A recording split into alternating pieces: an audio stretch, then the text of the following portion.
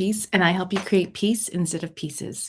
Today, I wanted to talk to you about parental stress, specifically new parents, parents of newborns up to like 3 or 4 years old before really they can go to preschool. They can go to preschool around 4, maybe 3.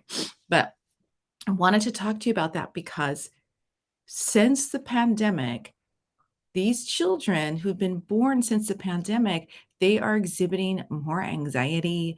They are having more tantrums.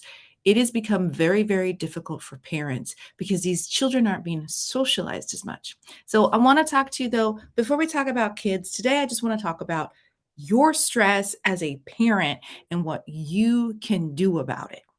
Because here's the truth about children and about your emotions.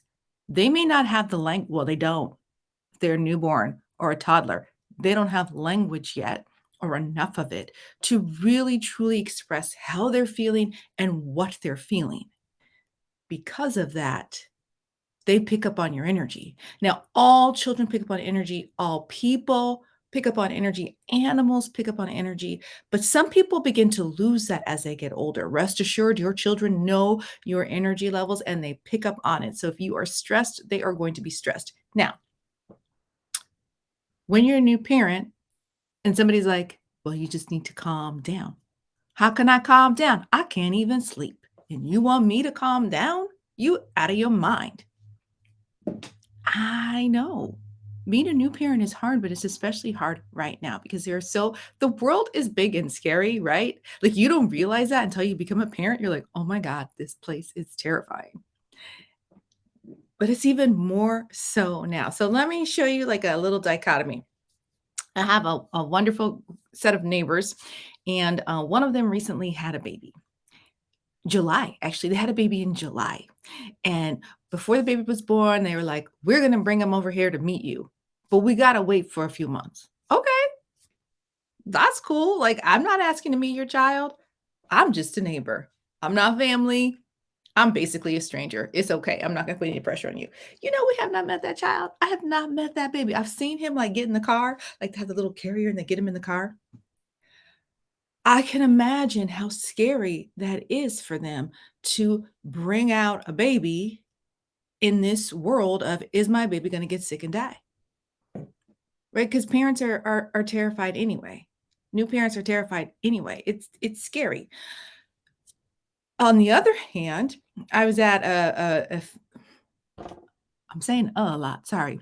I'm saying that because it's not really a friend. It was a friend of a friend. I was at a friend of a friend's house. It was a classical music concert. My friend was playing the piano. There was some opera going on. Not necessarily my scene, but it was fabulous. In walks a mom and a dad with twin baby boys. These babies must have been, they probably were at least a month old. They were still really tiny. Everyone was shocked to see these babies. And I didn't know these people, but I went up and I was like, wow, you brought your babies here. I think that's amazing. She's like, I couldn't miss out on classical music. Right. So when you're a new mom specifically, it's exhausting. You're trapped in your house. You thought your children were sucking the life out of you when you were pregnant. And then you find out, oh, I'm breastfeeding. Oh, it's even worse. Right. They really suck the life out of you. She just needed to get out of the house. That was normal pre-pandemic. It was normal after about a month or so to be like, I'm out. I'm getting out of the house. I'm going out in public. I'm meeting people. My children are meeting people here. Hold my baby. I'll be right back. It is no longer that way. So parents have a lot of additional stress on them than they ever have before.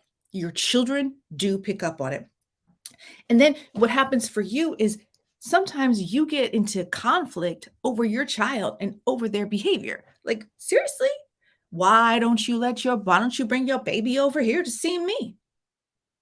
Because you're just an auntie and I need to keep this baby safe, right? Like people they get really, really hurt and really offended. Or why does your child throw so many tantrums? You're just not disciplined enough. And you're just like, I'm doing everything I can. So you run into conflict, you're running in interference for your child, you're trying to protect your child, but not coddle your child. You try to make everybody happy, but you can't because you got to keep your child safe. It is very, very stressful. So for you, forget everybody else. Forget everybody else. The best thing for you is your health. And I tell this to my parents who are divorcing. The best thing for your children are happy, healthy parents. Married or not, the best thing for your children are happy and healthy parents. And you have to reduce your stress. So something that I like to do when I'm stressed is tapping. And I'm going to put a link here to one of my favorite tapping meditations. Now, you ain't got no time for this, and you certainly do not have time to sit still. You don't have a 17-year-old who's asleep in their bed and won't get up and get out, and you can just do whatever you want. No, you got a 17-day-year-old, right? They're 17 days old. They're 17 months old. They're very little, and they are very, very demanding. You don't have time to sit still. This is why I love tapping, because there are specific tapping points. It's kind of like those acupuncture points, which I love. And you tap and you say certain things. And there are I'm going through the points. There are places that you tap on your body. There's a tutorial, and it will, as you speak, it helps you to meditate, and it helps you release your stress and release your anxiety. Now, I know this is a little different than what I normally talk about, but trust me, it is in the vein of conflict resolution, because when you are at peace, when you feel less stress, that directly translates to your children. Their anxiety level will begin to go down. Their social anxiety will begin to go down. If you are not anxious, you are not stressed. And then the next thing you know, the tantrums will slowly begin to stop. So, my first tip for you, and we'll go to other videos later, my first tip to you is to control your own stress, to manage your own stress, and to tap. I don't know about you, but I cannot sit still.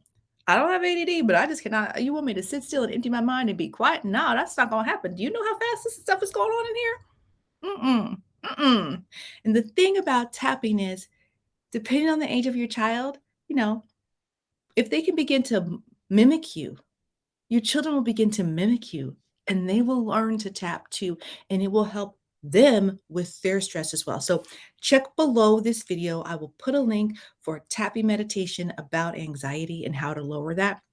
And then that's just going to lead you down the rabbit hole of how can I handle my anxiety and my own stress so that my child has the best chance at life, and so that I'm happier in my parenthood, because parenthood is rough. So if we can lower that anxiety, then that's what you need. I'm trying to check my notes, see if I've missed anything else. I don't think I've missed anything. Most important thing I want you to take away from this is take care of yourself. Take care of yourself. Put your oxygen mask on first. Go for that run, go for that workout. If you don't have time for that because you have no one that is supporting you, or you don't feel safe leaving your child with anyone, then when they take a quick nap, before you take a nap too, go ahead and get some tapping in. You need it. All right, I'll be back more. I'm tumbling all over my words today. I will be back at another time with more tips for my new parents. Hang in there. I got you. Go ahead and send me a message if you've got questions, if you need additional help. I'm here to help you. Have a great day.